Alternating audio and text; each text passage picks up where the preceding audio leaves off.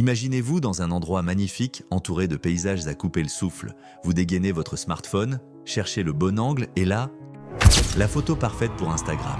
Mais à quel prix?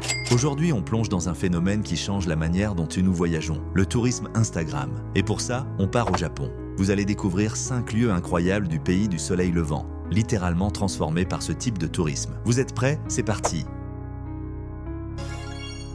Notre première étape est l'un des lieux les plus emblématiques de Kyoto, le sanctuaire Fushimi Inari Taisha. Vous le connaissez sûrement pour ses milliers de torii rouges qui créent ces fameux tunnels colorés, immortalisés par des millions de photos sur Instagram.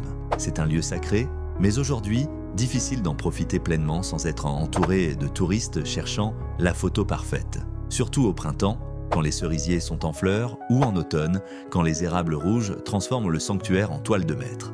Mais derrière ces clichés parfaits, les locaux peinent à préserver la sérénité du lieu. Ensuite, direction la célèbre bambouseraie d'Arashiyama. Les bambous, hauts et majestueux, ont fait de cet endroit l'une des forêts les plus photographiées au monde. Et forcément, sur Instagram, elle est devenue incontournable. Le problème? Ce chemin étroit, autrefois paisible, est aujourd'hui pris d'assaut par des foules entières de touristes armés de leurs smartphones. Résultat, Arashiyama est victime de son succès et la magie s'estompe quand la forêt se transforme en décor pour shooting photo improvisé. Le mont Fuji, symbole éternel du Japon, ne pouvait pas échapper à la tendance Instagram. Avec ses pentes majestueuses et ses reflets parfaits sur les lacs environnants, il attire les photographes amateurs du monde entier. Les 5 lacs offrent des panoramas d'une beauté à couper le souffle et vous pouvez parier que chaque coin de cette région a été posté, reposté et encore reposté sur les réseaux sociaux. Les influenceurs ne viennent plus pour admirer, mais pour capturer. Mais attention, derrière les photos parfaites, ce tourisme a un impact réel sur la nature et l'environnement.